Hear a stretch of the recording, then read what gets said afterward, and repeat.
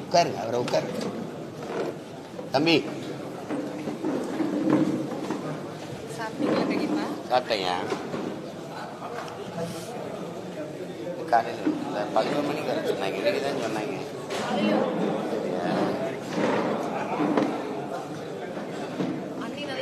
அது நல்லமா இருக்கு.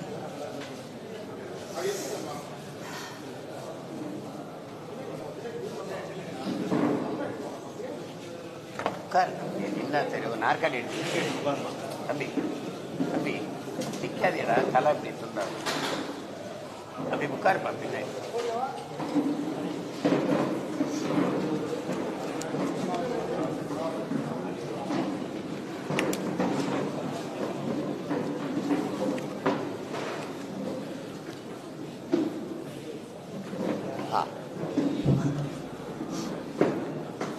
கேளுங்க, முடிங்க, நாங்கள் வேற வேலைக்கு போகிறோம். என்னன்னு கேளுங்க.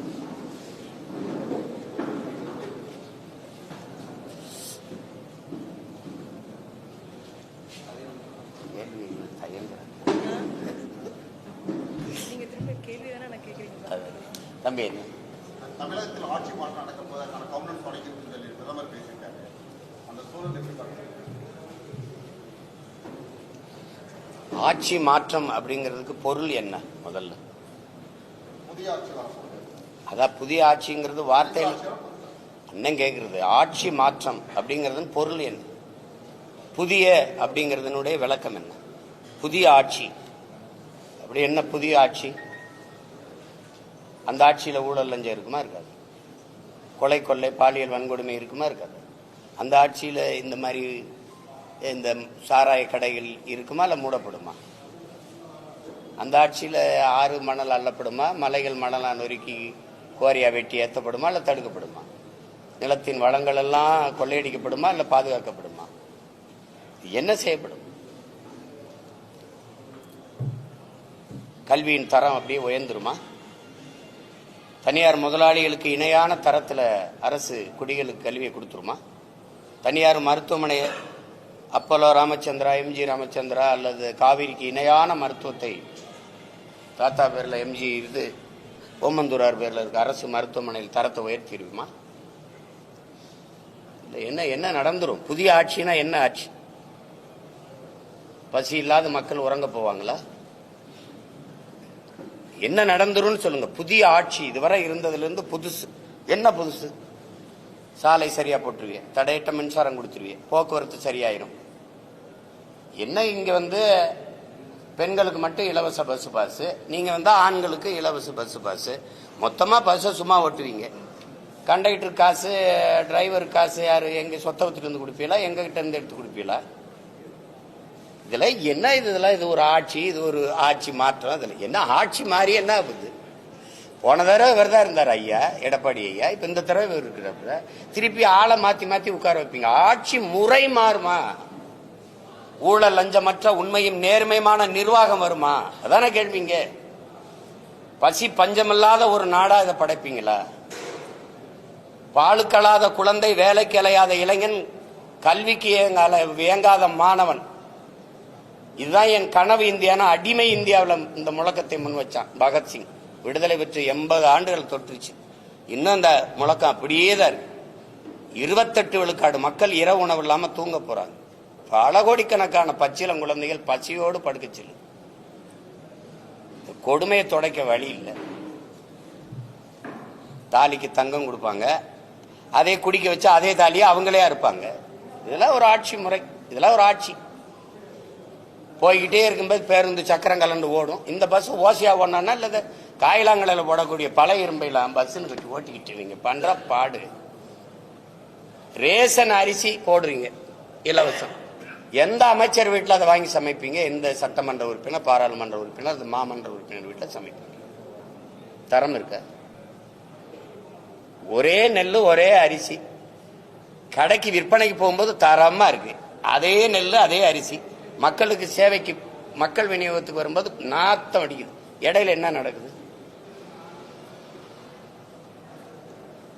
ஒரு மாறுதல் சொல்லுங்க. ஆட்சி மாறும். புத்தம் புதுசுன்னு சாலையெல்லாம் சவக்குழியா இருக்கு, அருமையான சாலைகள், தடையற்ற மின்சாரம். ஐயோ, மழை நீர் அப்படி விழுந்தவொடனே எங்க விழுந்ததா இல்லையான்னு தெரியாது, உருண்டு ஓடிடும். அப்படியே சிங்கப்பூர் மாதிரி, அமெரிக்கா மாதிரி, அப்படியே மலேசியா மாதிரி அப்படி ஓடிடும். அப்படியே தான் இருக்கா. அந்நிய முதலீட கொண்டு வர எல்லா நாட்டுக்கும் புரியல, அங்கிருந்து கொஞ்சம் நிர்வாகத்தை கொண்டு வரக்கூடாதா? சிங்கப்பூர்லாம் இப்படித்தான் இருக்கா, இப்படித்தான் மலேசியா, இப்படிதான் மற்ற நாடுகள்லாம் இருக்கா? வெள்ளத்துல மிதக்குதா, சாலையில நீர் தேங்குதா? 60 ஆண்டுகளா ஆண்டு தலைநகர்ல தண்ணி வடிஞ்சோட வாய்க்கால் வெட்டாத நீங்க என்ன ஆட்சி மாதிரி என்ன போகுது சொல்லுங்க தம்பி? வெள்ளத்துல மிதத்து விட்டு வெள்ள நிவாரணம் கொடுக்கறதெல்லாம் ஆட்சி. வெள்ள நீர் வடிந்து வெண்ணல் நீர் தேங்கி மக்களை மிதக்க விடாம தடுக்கிறது இருக்கோ, வெள்ளம் வடிந்து ஓட எவ்வளவு மழை பெஞ்சாலும் போய் இந்த இடத்துல சேரும்டான்னு அதுக்கு வழி செய்யறதா ஆட்சி. அப்படி ஆட்சி வருமா? வருமா? அப்புறம் புதிய போடுறீங்க. ஆட்சி முறையில் மாற்றம் நீங்களும் படத்தெல்லாம் தனித்தான் போட்டு வரீங்க. மறுபடியும் சட்டமன்ற தேர்தலில் வந்து 4 முறை போட்டியில் கொடுக்கல, 3 முறை போட்டி தான் பெரும்பாலும் சொல்லிட்டு வராங்க. இதுக்கு என்ன காரணமா சொன்னீங்க? உங்களை சேர்க்க மாட்டாங்க போட்டியில் வந்து இல்ல, அவங்க ஒரே கொள்கையில் இருக்கிற கூட்டத்துக்கு போட்டி. எனக்கு யாருமே போட்டி இல்லையே. உலகத்துல ஒரு போட்டி சொல்லுங்க, இல்ல இந்திய துணைக்கண்டத்துல ஒரு போட்டி சொல்லுங்க. என் கோட்பாட்டுக்கு சொல்லுங்க. சாமிக்கு பேசுவிய, வாழுகிற பூமிக்கு பேசுற ஒரு கட்சி சொல்லு. நான் மலையை பேசுனா, மரத்தை பேசுனா, கடலை பேசுனா, மணலை பேசுனா, தண்ணீரை பேசுனா சிரிக்கிறீங்க. இதெல்லாம் இல்லாம நீங்க வாழ முடியும்னு நினைக்கிறீங்களே. உங்களுக்கு படிப்பறிவு எதுக்கு? உங்களுக்கு எல்லாம் எதுக்கு பள்ளி கல்வி? என்ன அறிவியல்னு ஒரு பாடம் படிக்கிறீங்க, புவியியல்னு ஒரு பாடம் படிக்கிறீங்க, எதுக்கு படிக்கிறீங்க? மனிதர்கள் இல்லாமல் மரங்கள் வாழ்ந்துடும், பறவை பட்சிகள் வாழ்ந்துடும். ஆனா அது இல்லாம நீங்க வாழ முடியுமா? இப்ப இந்த அடிப்படை தெரியாத நீ எப்படி? இயற்கையின் பரிணாமத்தில் கடைசியா வந்த சமூக விலங்கு இந்த மனிதன். இத்தனை விலங்குகள் இருக்கு, இத்தனை உயிர் இருக்கு, ஏதாவது இயற்கைக்கு பேரிடர் இருக்கா? இந்த மனுஷ பயலால தான். காரணம் இந்த பேராசை. மீனம்பாக்கத்தில் விண்ணூர்தி நிலையம் இருக்கிறது தேவை. 5000 ஏக்கர்ல பரந்தூர்ல கட்ட போகும்போது பேராசை, முதலாளிகளின் லாப தேவை. ஏற்கனவே என் தாத்தங்க பேர்ல 2 துறைமுகம் இருக்கு. ஒன்னு தாத்தா காமராஜ் பேர்ல, இன்னொரு என் பாட்டை வாவுசி பேர்ல. அது போதும். 6111 ஏக்கர்ல துறைமுகம் கட்ட போறேங்கிறது தேவையில்லை, பேராசை. கோயம்பேடு பேருந்து நிலையமே எனக்கு போதும். யாரும் நாங்களுக்கு வசதி இல்லைன்னு வீதியில் நின்று போராடல, பேருந்தை மறிச்சு போராடல என் மக்கள். அப்புறம் 410 கோடிக்கு கிளாம்பாக்கத்துக்கு எதுக்கு தூக்கிட்டு போனேன்?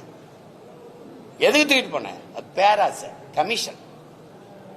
ஏதாவது வேற ஏதாவது காரணம் இருக்கா? சொல்லுங்க. 2050 அப்படி வரும். 50 ஆண்டு கழிச்சு பறந்து போறவங்களுக்கு வசதி செய்யறிய விண்ணூர்தி. பசியோடு இருக்கவனை பத்தி கொஞ்சம் யோசி. அதாவது பறந்து போறவனை பத்தி கவலைப்படுற.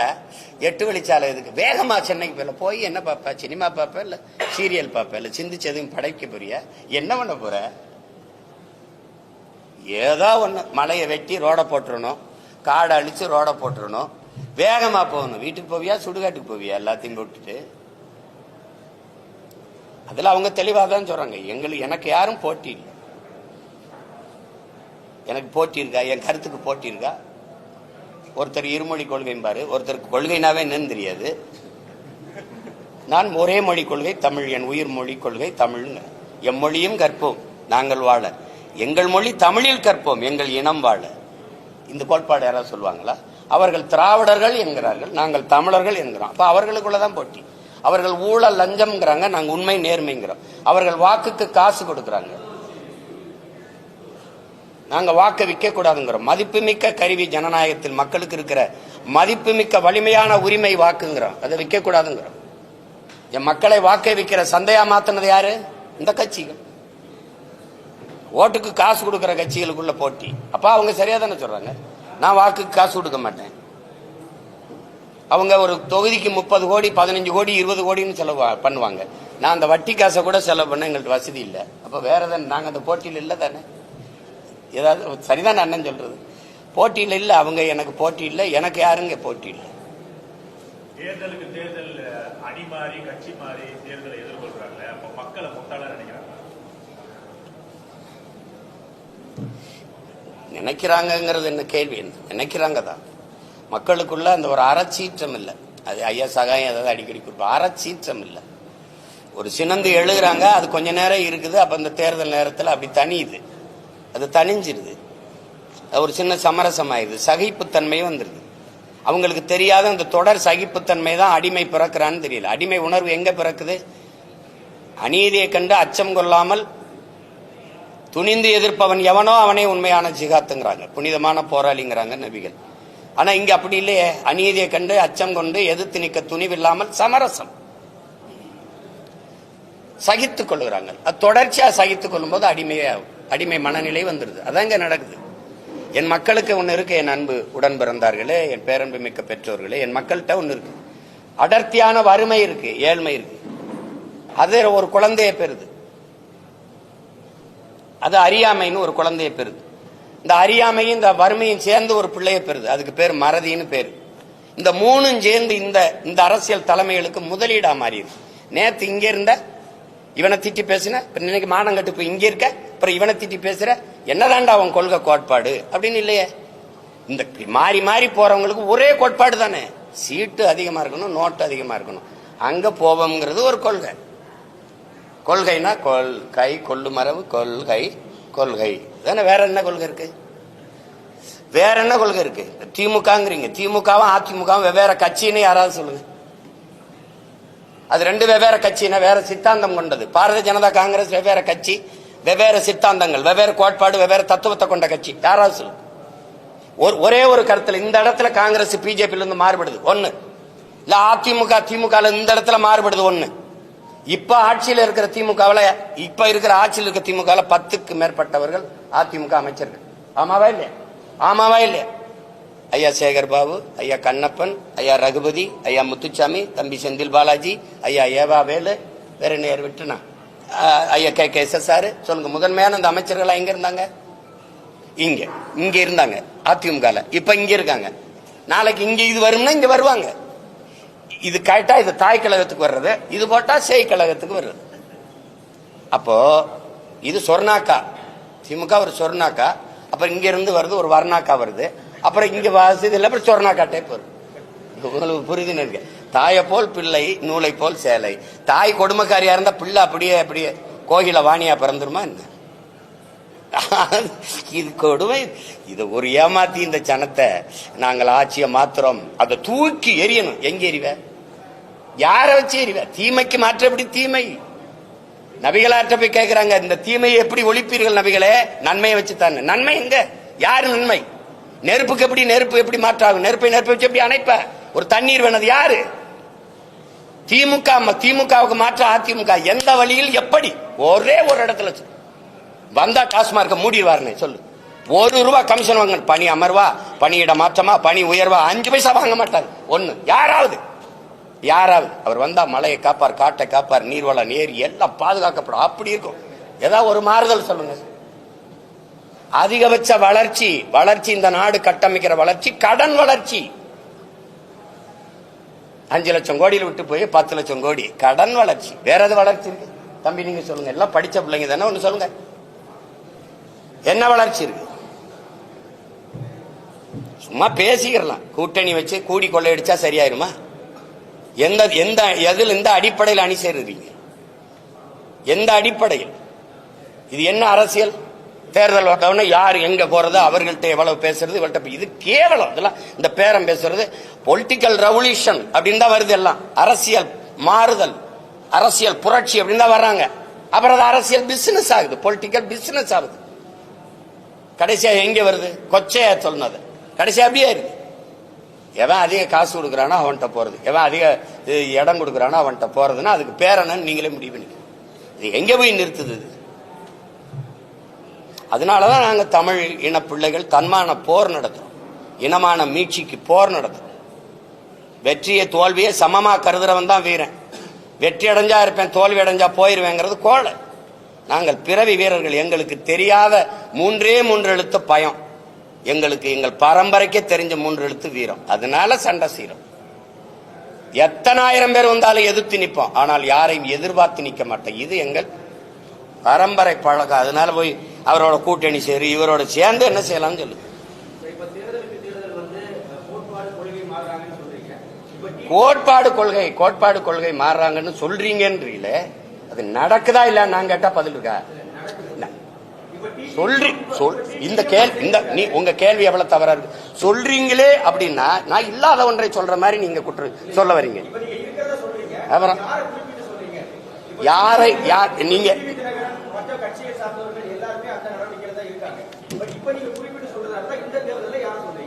இந்த தேர்தலில் யார் யார் மாறி மாறி போறாங்களோ அதை சொல்லுங்க.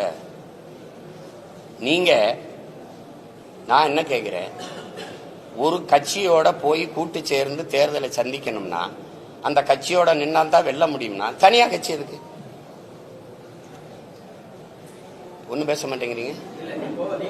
யாரை எதிர்த்து கட்சி ஆரம்பிச்சீங்க? எந்த நோக்கத்திற்காக கட்சி ஆரம்பிச்சீங்க? எந்த லட்சியத்திற்காக கட்சி ஆரம்பிச்சீங்க? இந்த கேள்விக்கு என்ன பதில் வச்சிருக்கீங்க?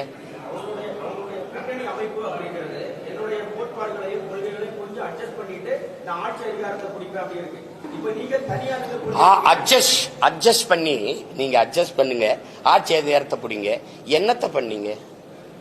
அட்ஜஸ்ட் பண்ணி ஆட்சி அதிகாரத்தை பிடிச்சு மக்களுக்கு செஞ்ச ஒரே ஒரு நல்லது, ஒரு நல்லது தான் கேட்கிறேன். ஒரு நல்லது. கூட்டணி போயிட்டிய மாறி மாறி இங்க போனீங்க 5 வருஷம் இருந்தீங்க, இங்க போனீங்க 5 வருஷம் இருந்தீங்க, இங்க 5 வருஷம் இருந்தீங்க. இந்த கூட்டணியிலிருந்து நாங்கள் சாதிச்சது இது ஒன்று சொல்லு. இப்ப எங்க அண்ணன் மது ஒழிப்பு மாநாடு போட்டாங்களா? எங்க அண்ணன் திருமாவளவன் விடுதலை சிறுத்தைகள் போட்டுச்சா? இப்ப எங்க கூட்டணியில் இருக்காங்க? திமுகவில். மது மூடாம திறந்து வச்சிருக்க பெருமகன் யாரு? அப்ப மது ஒழிப்பு மாநாடு பயனற்றதாயிருச்சா?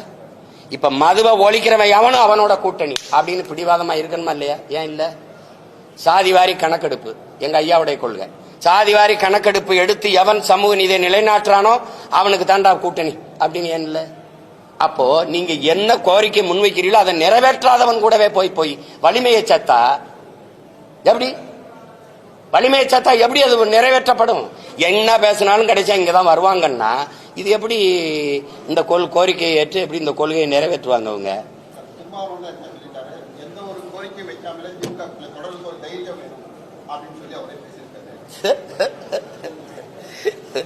கூட்டத்தில் நிக்கிறதுக்கு வீரமும் துணிவும் தேவையில்லை, தனிச்சு நிக்கிறதுக்கு தான் வீரமும் துணிவும் தேவை. இப்ப எங்க அண்ணனை போய் நான் எங்க அண்ணன் எடுத்த நிலைப்பாட்டை குறை சொல்லவோ இது சொல்லவோ நான் இல்லை. அது அவர் முடிவு, அவங்க நிலைப்பாடு, அது இல்லை. நாங்கள் இதுல நிக்கிறதுக்கான காரணத்தை சொல்றேன். இந்த சமரசம் என் முன்னவர்கள் செஞ்சதுனால படிப்பறிவையும் விட மேலானது பட்டறிவு.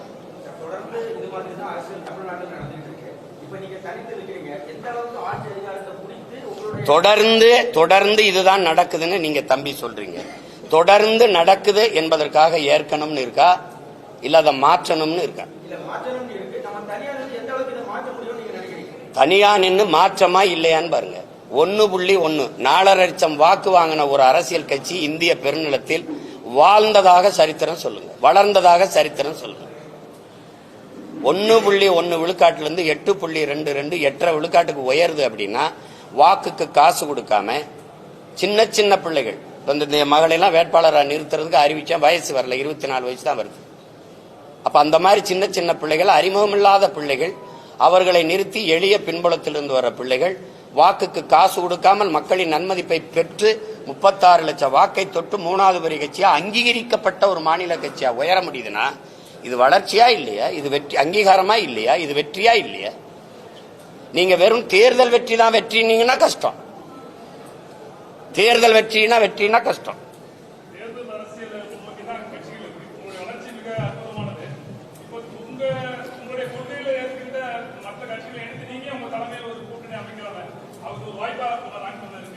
என் கொள்கையை எதிர்த்து தான் இங்க நிறைய கட்சிகள் இருக்க வழியே ஏற்று ஒரு கட்சியும் இல்ல.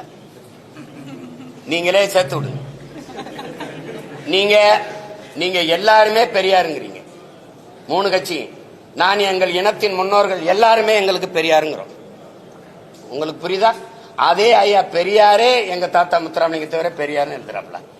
எங்களுக்கு எங்க அண்ணன் புதுவரை எத்தனதுரை எங்கள் தாத்தா கியாப்பை விஸ்வநாதர் தமிழ் இனத்தின் பெரியார்னு பேசுறது இருக்கு. எங்களுக்கு ஒவ்வொருத்தனும் பெரியார். அப்ப கோட்பாட்டு அளவுல நாங்க மாறுபடுறோம். இந்திய துணைக்கண்டத்தில் இந்திய பெருநிலத்தில் எந்த ஒரு இனம் தன்னை திராவிடன் என்று வரையறுத்துக் கொள்ளும். திராவிட பண்பாடு, திராவிட நாகரிகம், திராவிட கலாச்சாரம், திராவிட கட்டட கலை என்று எந்த ஒரு இனம் தன்னை வரையறுத்துக் கொள்ளும், தன்னை அடையாளப்படுத்து. என்னை ஏன் உலகத்தின் தொல்குடியை மூத்த ஒரு பேரினத்தை, என்னை ஏன் என் அடையாளத்தை திராவிட அடையாளமா மறைக்கிறேன்? சாதிய இழிவை தொடைத்தெறிய போராடுவதை விட செத்து ஒழிவது மேலானது. தொடைத்தெறிய போராடாமல் இருப்பதை விட செத்து ஒழிவதே மேலானதுன்னார் புரட்சியாளர் அண்ணல் அம்பேத்கர். அதே தான் நாங்க நினைக்கிறேன். எங்க மேல் சுமத்தப்பட்ட திராவிட இழிவை தொடை தெரிய போராடாமல் இருப்பதை விட செத்து ஒழிவதே மேலானதுன்னு நினைக்கிறேன். யார் என்ன எதுக்கு நீ திராவிடங்கிற? என் மொழி தமிழ், என் இன அடையாளம் தமிழன். அதுல எதுக்கு நான் மட்டும் திராவிடனா இருக்கணும்? தமிழர் என்றால் யார் யார் தமிழர்னு கேக்குறீங்க. சரி, திராவிடர் என்றால் யார் யார் திராவிடர்னா பதில் சொல்லுங்க. நான் யார் யார் தமிழர்னு சொல்லுங்க.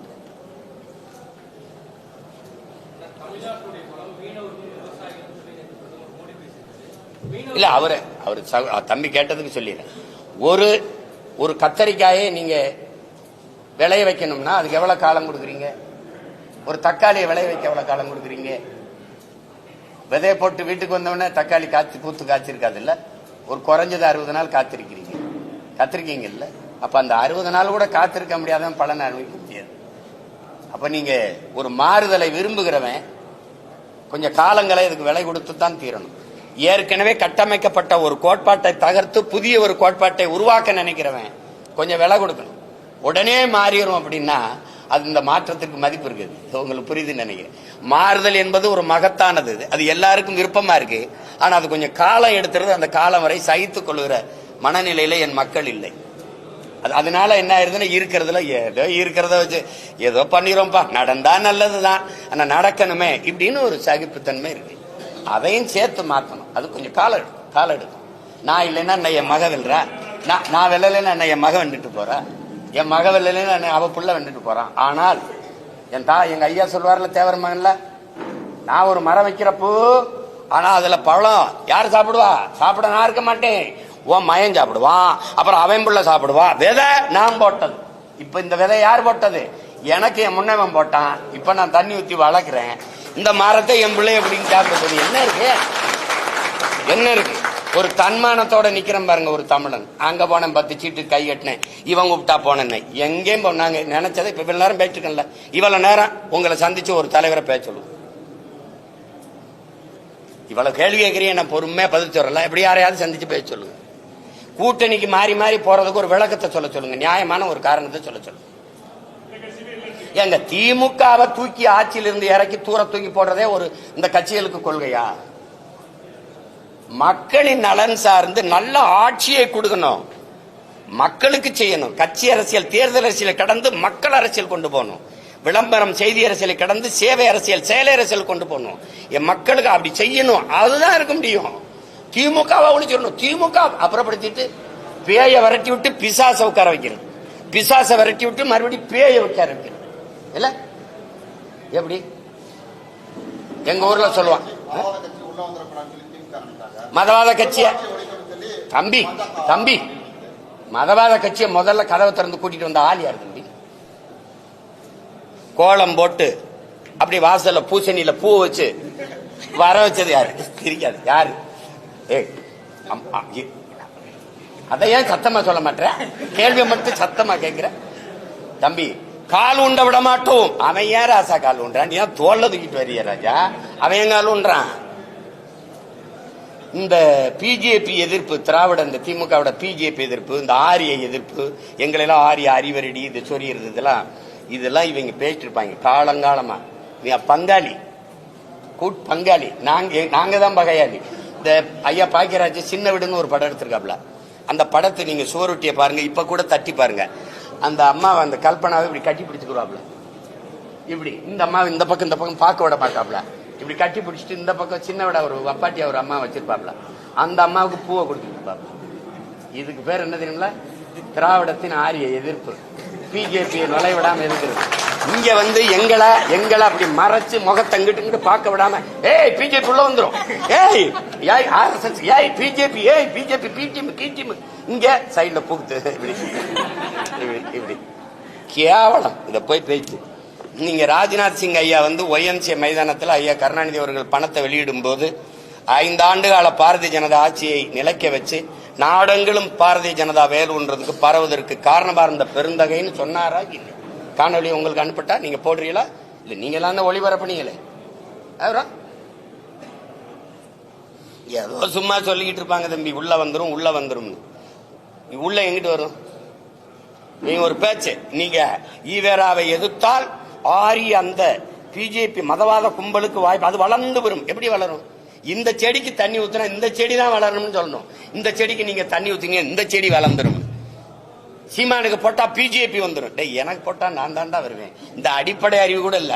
நம்ம வீட்டுல சுவிட்ச் போட்டா அந்த வீட்டுல எரியுங்கிறது. ஒரு கூமட்ட கூட்டத்தை வச்சுக்கிட்டு நீங்க என்ன தியாகம் பேசிட்டு இருக்கிறது. எங்க எதிர்த்தாவன்?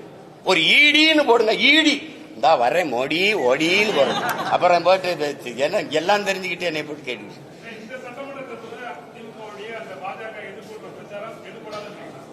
எடுபடாது. அது ஒரு வெற்றி ஏமாற்று. இஸ்லாமிய கிறிஸ்தவ மக்களை அச்சுறுத்தி பயங்காட்டி அந்த வாக்கை குவிக்கிறது. ஏன்னா அது 15 விழுக்காட்டுல தான் அந்த மஞ்சள் குளிச்சுக்கிட்டே இருக்கு. சிறுபான்மை மக்கள்னு சொல்லும் போதே அது எவ்வளவு பெரிய துரோகத்தை செய்யுது. சிறுபான்மை மக்களின் பாதுகாப்பு சொல்ற நீ யாரு? முதல்ல நீ யாரு? நீ மொழி சிறுபான்மை. நீ ஒரு இன பெரும்பான்மையை போய் மத சிறுபான்மைன்னு சொல்லி அவனை மிரட்டுற. சிறுபான்மை மக்களின் பாதுகாப்புன்னு சொல்லும் போதே என் மக்களை நீ அச்சுறுத்துற. அந்த வார்த்தையில என்ன பாதுகாப்பு? என் வீட்டுக்கு தனியா போலீஸ் பரிசு போடுவியா? இல்ல வாட்ச்மேனா நின்று பாதுகாப்பியா? யாரு நீ? முதல்ல ஒரு ஒட்டுமொத்த நாட்டு மக்களின் பாதுகாப்புன்னு பேசுறவன் தான் தலைவன். அங்கதான் இந்து, இஸ்லாம், கிறிஸ்தவன், பௌத்தன் எல்லாருக்குமான பாதுகாப்பு இருக்கு. அதுல என்ன ஸ்பெஷல் போர்ஸ் போடுவியா? கிறிஸ்தவ இஸ்லாமியனுக்கு பாதுகாப்பு, சிறுபான்மை பாதுகாப்பு. நீ யாரா? முதல்ல நீ யாரா? Who are you? நீ யாரு? நீ பெரும்பான்மை. எப்படி பெரும்பான்மை? எப்படி பெரும்பான்மை? மதம். உலகத்துல எங்கடா மதம் ஜாதியை வச்சு மனிதனை கணக்கிட்டு இருக்கான்? மடப்பல மொழி இனமா தாண்டா உலகம் புறா கணக்கிடுவான். அப்ப நாங்க பெருத்த தேசியனத்தின் மக்கள். என் மொழி தமிழ், என் குடி தமிழ், நான் ஏற்றிருக்கிற சமயம் மார்க்கம். என் சமயம் இந்த கிறிஸ்தவம், என் மார்க்கம் இஸ்லாம், என் சமயம் இன்னைக்கு இந்துன்னு இருக்குது. அன்னைக்கு நான் சைவனா இருந்தேன், வைணவனா இருந்தேன், இன்னைக்கு சமணனா இருந்தேன், சீக்கியனா இருந்தேன், பௌத்தனா இருந்தேன், இப்ப இந்துன்னு வருது. அஸ்பர்லா இந்துன்னு வருது. அப்ப நான் அப்படித்தான் நீ இது பண்ணணுமே ஒழிய இங்க ஒரு நாட்டு குடிகளை நீங்க சிறுபான்மை எப்படி பாதுகாப்பு? எங்க வச்சு பாதுகாப்பு? என் வீட்டு வாசல வேல்கம்பு வெட்டர்வாலோட நிப்பி அப்படியே பாதுகாக்க? சரி, உங்களை என் மக்கள் ஓட்டு போட்டு 60 வருஷமா பாதுகாத்து வச்சிருக்கான பதவியில் உட்கார வச்சு நீ எங்களை பாதுகாக்கிற. ஒரு பீத்தல், ஒரு பைத்தியக்காரத்தனமா அந்த பிதற்றல். எங்க கூட்டமும் நம்பி போய் இது இதை பாதுகாக்குதுன்னு ஓட்ட போட்டு அவன் இந்த பதவியில் உட்காந்துட்டு தன்னையும் தன் குடும்பத்தையும் தன் சகாக்களை வச்சுக்கிட்டு சொத்தை பாதுகாத்துட்டு வசதியா உட்காந்துருக்கான். வேற என்ன பாதுகாப்பு? இதுல பிஜேபி வந்துடும். பிஜேபி ஒரு ஆண் மகனா சொல்றா, வீர மகனா சொல்றா, நான் இருக்கிற வராது, என்னை தாண்டிதான் அந்த கோட்டை அவன் தொடணும் அப்படி சொல்லு. வந்துடும் பிஜேபின்னு சொல்றதுக்கு ஒரு தலைவன், ஒரு கட்சி, அது ஒரு ஆட்சி. மானங்கள் சொல்லணும்ல, வர விட மாட்டேன். என் மக்கள் தைரியமா இருங்க, வராது. பாரதிய ஜனதாவோ அந்த கட்சிகளோ இந்த நாட்டுக்கு மக்களுக்கும் செய்ய வேண்டிய நன்மை ஒண்ணும் இல்ல. ஏன்னா நாங்க அதை செஞ்சிருவோம். அப்படி சொல்லு, அப்படி சொல்லு. பாரதிய ஜனதா காங்கிரஸ் வரலாமா? காங்கிரசுக்கும் பாரதிய ஜனதாவுக்கும் எந்த இடத்தில் கொள்கை மாற்றத்தை இந்த திராவிட திருவாளர்கள் பெரியவர்கள் எந்த இடத்தில் வளர்க்குவீங்க? காங்கிரஸ் தலைவர்களை சொல்லுங்க. பிஜேபி இந்த இடத்துல நாங்க மாறுபடுறோம். இது மதவாதமா? பாரதிய ஜனதா இடிச்சது, RSS இடிச்சது, மசூதியை இடிக்க அனுமதித்தவன் எவன்? தம்பி, நான் கேட்கிறேன். நான் இந்த இலங்கை தூதரகத்தை முற்றுகையிட்டு போராட போறேன். 1 கிலோமீட்டருக்கு அங்கேயே நீ தடுப்பணை போட்டு பேரிகார்டை போட்டு நீங்க போராடிட்டு போன்னு சொல்றீங்களா இல்லையா? ஆளுநர் மாளிகை முற்றுகை எங்க தடுப்பீங்க? 1.5 கிலோமீட்டர் 2 கிலோமீட்டர் முன்னாடி தடுப்பீங்களா இல்லையா? அப்ப எப்படி கரசேவை மசூதி ஏறி இடிக்கும்னு தெரியாம எப்படி உளவுத்துறை என்ன பண்ண? ஒரு ஆண்டு என்ன பண்ணுச்சு? அப்ப 3 கிலோமீட்டருக்கு அங்க தடுத்து நிறுத்தாம என்ன பண்ண? அனுமதிச்ச. அண்ணல் அம்பேத்கர் பிறந்த தினத்தை நீ உலக நாட்டின் கருப்பு தினமா மாத்தணும். தாழ்த்தப்பட்ட இந்த இஸ்லாமிய மக்கள் எழுச்சி வரக்கூடாதுன்னு அந்த நாளை கருப்பு தினமா திட்டமிட்டு மாத்தினீங்க. நீங்க எல்லாம் இடிக்க அனுமதிச்சா. நீ ராமர் கோயிலுக்கு ஐயா அடிக்கல் நாட்டும் போது மோடி ஐயா கங்கராச்சுலேஷன் ராகுல் காந்தி வாழ்த்து சொல்றாரு. எங்க மாறுபடுது? எங்க மாறுபடுது? எது GST இல்லையா? எதுல? நீட்லயா? இல்ல CAA NRC இல்லையா? இல்ல NIA இல்லையா? எந்த கொள்கையில? வெளியுறவு கொள்கையிலையா? பொருளாதார கொள்கையிலையா? மருத்துவ கொள்கையிலையா? பாதுகாப்பு கொள்கையில? இந்த இடத்தில் பாரதிய ஜனதா காங்கிரஸ் முற்றிலும் மாறுபடுது. ஒரே ஒன்னு சொல்லுங்க. அதனாலதான் சொல்றோம், கொடியில் வண்ணம் மாறும், கொள்கையில இவங்களுக்கு என்ன மாறாது. பூரா திருட்டு போயிடுங்க. நீ போயிட்டு இருக்கிற, நீ என்னமா பிஜேபி வந்துடும். பிஜேபி வரக்கூடாது, காங்கிரஸ் வரலாமா? இந்த நாட்டில் தமிழ் மக்கள் படுகிற அவ்வளவு துயரத்திற்கும் காரணம் யாரு? காங்கிரஸ். 500 TMC 450 TMC வந்துகிட்டு இருந்த தண்ணி, காவிரியில் வந்துகிட்டு இருந்த தண்ணியை தரவிடாம தடுத்தது யாரு? வழக்கு போட்டதா யா கருணாநிதி. அந்த வழக்கை திரும்ப பெறுங்கன்னு மிரட்டி அந்த வழக்கை திரும்ப பெற வச்சது யாரு? அம்மையார் இந்திரா காந்தி. கச்சத்தீவை தான் தோன்றித்தனமா எடுத்து சிங்களனுக்கு தாரை வாத்து கொடுத்தது இந்தியாவோட தான் அந்த நிலப்பரப்பு. என்னோடது என் பாட்டன் சேதுபதி எடுத்து கொடுத்தது யாரு? நீங்க. ஒரே ராத்திரியில சினிமாவை பண்டார நாயக்கா சாஸ்திரி கையெழுத்து போட்டு என் மக்களை நாடற்றவன ராத்திரியில இறக்கி விட்டவன் யாரு? நீ. இந்த நிலத்தில் இருக்க நச்சு திட்டம், அணுகுலை, ஸ்டெர்லைட், மீத்தேன், ஈத்தேன் எல்லாத்தையும் கையெழுத்து போட்டு கொடுத்தது யாரு? நீ. கல்வியை மாநில பட்டியலிருந்து பொதுப்பட்டியல் தூக்கிட்டு போனது யாரு? நீ.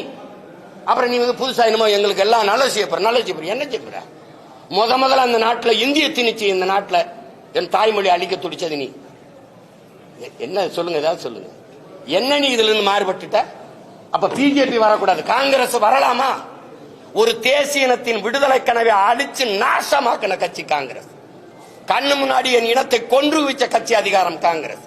சிங்களனுக்கு கனவில் கூட என்ன வராது தமிழர்களை வென்றுவிட முடியும்னு. அவனுக்கு இரு கரமும் கொடுத்து, வட்டி இல்லாத கடனை 80,000 கோடியை கொட்டி கொடுத்து, ஆயுதம் கொடுத்து, பயிற்சி கொடுத்து, போர்க்கப்பலை கொடுத்து என் மக்களை அழித்து ஒழிக்க வைத்தது இந்த காங்கிரஸ் கட்சி. அதன் ஆட்சி கூட நின்னது இந்த திமுக.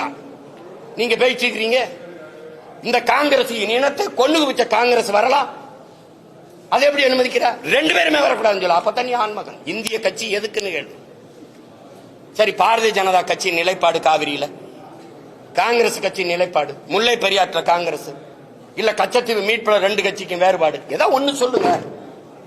ஒன்னு சொல்லுங்க. எந்த இடத்துல? பாரதிய ஜனதாவே பேசுறியே, காங்கிரஸ் வரலாமா? ஏன் அதை குட்டி வர?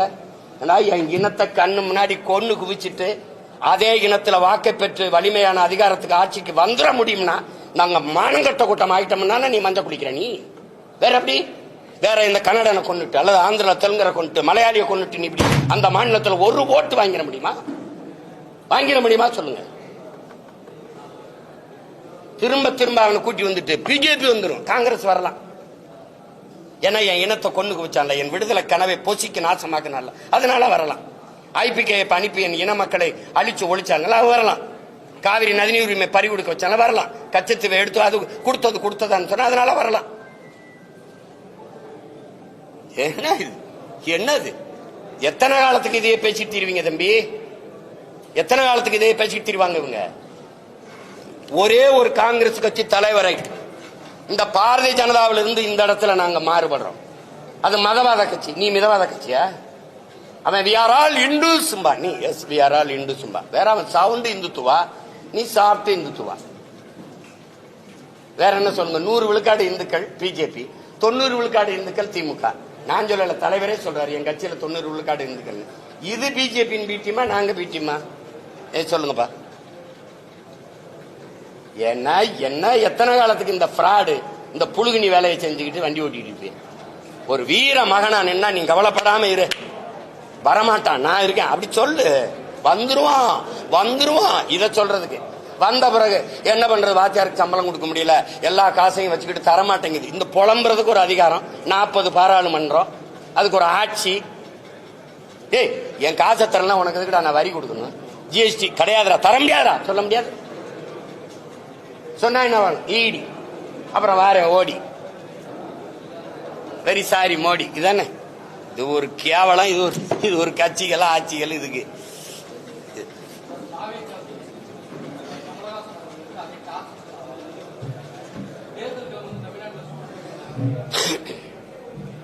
சூடு எங்க பிடிக்குது? நேத்து கூட மழை தான் பெஞ்சிருக்கு. எங்க சூடு பிடிக்கும்? இன்னும் ஒரு மாசம் இருக்குல்ல. கேட்டது சீமான் இல்ல. சீமான்னா கேட்ட சின்னம் கொடுக்க கூடாது. அது கொடுத்த சின்னத்தை திருப்பி அடுத்த தேர்தலுக்கு வைக்க கூடாது. அந்த சின்னத்தை கொண்டு போயிட்டானா போய் சேர்ந்துருச்சா தூக்கிடு. அதானே? அது கேட்ட சின்னம் தம்பிக்கு கிடைச்சிருக்குன்னா அதுக்கு என்னுடைய வாழ்த்துக்கள். வேற ஏதாவது கேள்வி? கேள்வியே இல்லை. அப்ப ரொம்ப நன்றி.